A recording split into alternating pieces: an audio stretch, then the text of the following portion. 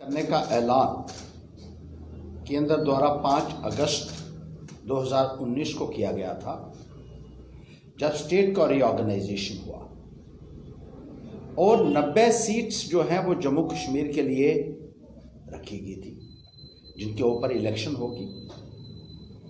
और उस वक्त भारतीय जनता पार्टी ने ये वादा किया था कि जम्मू की सीटें बढ़ाई जाएंगी, 50 सीटें जम्मू से होंगी, क्योंकि कायदा और कानून के बिना पर और जम्मू के साथ जो भेदभाव होता रहा है उसको देखते हुए जम्मू के हिस्से में इजाफा किया जाएगा।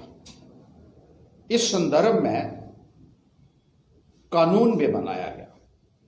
J&K रीऑर्गेनाइजेशन एक्ट में सेक्शन 60 में डिलिमिटेशन का क्राइटेरिया भी डिफाइन किया गया और उस क्राइटेरिया के साथ अगर हम चलें तो जम्मू की सीटें ज़्यादा बनती हैं और भारतीय जनता पार्टी ने 50 सीटें जम्मू को देने का कहा था। लेकिन 10 महीने गुजर जाने के बाद भी कोई भी प्रोग्रेस डिलिमिटेशन करने के संदर्भ में नज़र नहीं आती है। मासवाए इसके कि मेंबर को चयनित किया जाता है और दूसरे दिन मेंबर कहते हैं कि वो इसका हिस्सा नहीं बनेंगे। जिस तरीके से डिले और डिनाई टैक्टिक्स की जा रही है, ये जम्मू प्रांत के लोगों की उम्मीदों पर एक तुषाराघात किया जा रहा है, उनको अपने हक से महरूम किया जा रहा है। अब बीजेपी वाले कहीं से ये भी कहने की कोशिश करते हैं कि 2011 के सेंसस पे होगा तो हम ज़्यादा नहीं दे सकते हैं, लेकिन ये सरासर गलत इंटरप्रिटेशन है, क्योंकि J&K रीऑर्गेनाइजेशन एक्ट जो है पार्लियामेंट में पास किया हुआ है, इसमें सेक्शन 60 में कहा हुआ है कि जो डिलिमिटेशन होगी वो 5 फैक्टर्स उसको डिटरमाइन करेंगे,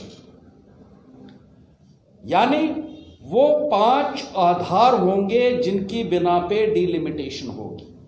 पहला ज्योग्राफिकल कंपैक्टनेस का फैक्टर है, दूसरा फिजिकल फीचर्स, तीसरा existing boundaries of administrative units, चौथा फैसिलिटीज ऑफ कम्युनिकेशन और पांचवा कन्वीनियंस ऑफ पब्लिक। ये 5 के 5 फैक्टर जम्मू के हक में जाते हैं।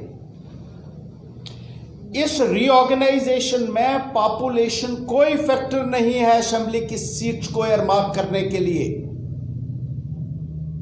पुराना जो जम्मू कश्मीर का रिप्रेजेंटेशन ऑफ पीपल्स एक्ट था, उसमें पॉपुलेशन फैक्टर था सबसे इंपॉर्टेंट फैक्टर, और नंबर 1 फैक्टर जो था वो पॉपुलेशन था, जिसकी वजह से कश्मीर को ज्यादा सीटें मिलती रही।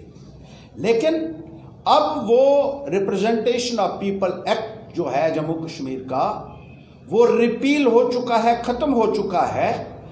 अब J&K रीऑर्गेनाइजेशन एक्ट जो 2019 में पास हुआ, उसके आधार पर डिलिमिटेशन होगा और इसमें जम्मू को कम से कम 50 सीटें मिलती हैं। लेकिन भारतीय जनता पार्टी एक माहौल खड़ा करने की कोशिश कर रही है, बार बार 2011 के सेंसस का हवाला देकर, ताकि बाद में जब वो जम्मू के लोगों को अपना अधिकार नहीं दे पाएगी, क्योंकि उन्होंने अपनी मंशा जाहिर कर दी है कि वो जम्मू को शायद सीटें नहीं दे पाएंगे, कश्मीर के आगे झुकेंगे, और इसलिए पहले ही उन्होंने 2011 का सेंसस का नाम लेना शुरू कर दिया। हकीकत ये है कि पॉपुलेशन जो है वो सिर्फ रिजर्व्ड कॉन्स्टिट्यूएंसीज के लिए देखी जाएगी, कि जिन कॉन्स्टिट्यूएंसी में ज्यादा एससी की पॉपुलेशन होगी वो एससी के लिए रिजर्व होंगी, जहां एसटी की पॉपुलेशन ज्यादा होगी वो सीटें एसटी के लिए रिजर्व की जाएंगी। लेकिन 90 सीटों को रियासत में तकसीम करने के लिए जो फैक्टर्स निर्धारित किए गए हैं, वो सारे के सारे फैक्टर्स जम्मू के हित में हैं और भारतीय जनता पार्टी को अपना वादा पूरा करना होगा। 90 में से 50 सीटें जम्मू प्रांत को मिलनी चाहिए, ताकि जम्मू के साथ इंसाफ हो सके। और इस संदर्भ में जल्द से जल्द कार्रवाई की भी हम मांग करते हैं कि फौरी तौर पर डिलिमिटेशन हो। अगर कोई अपने आप को डिसएसोसिएट करता है मेंबर, तो उसको करने दीजिए। किसी पार्टी के शामिल होने या ना होने से कोई फर्क नहीं पड़ता है, लेकिन सरकार की मंशा साफ होनी चाहिए, जो हमें नजर नहीं आती है। भारतीय जनता पार्टी कहीं ना कहीं इंक्लाइंड है आज भी और बायस्ड है जम्मू के खिलाफ। जम्मू को अपना अधिकार नहीं देना चाहती है, इसलिए इसको डिले भी किया जा रहा है और भ्रम फैलाए जा रहे हैं 2011 के सेंसस को लेकर, जिसकी पैंथर्स पार्टी कड़ी मजम्मत करती है। और भारतीय जनता पार्टी को जल्द से जल्द और उनकी सरकार को एक्ट करना होगा और जम्मू को 90 में से 50 सीटें देनी होंगी, जो आपने वादा भी किया और जो हमारा हक भी बनता है, हमारा अधिकार भी बनता है।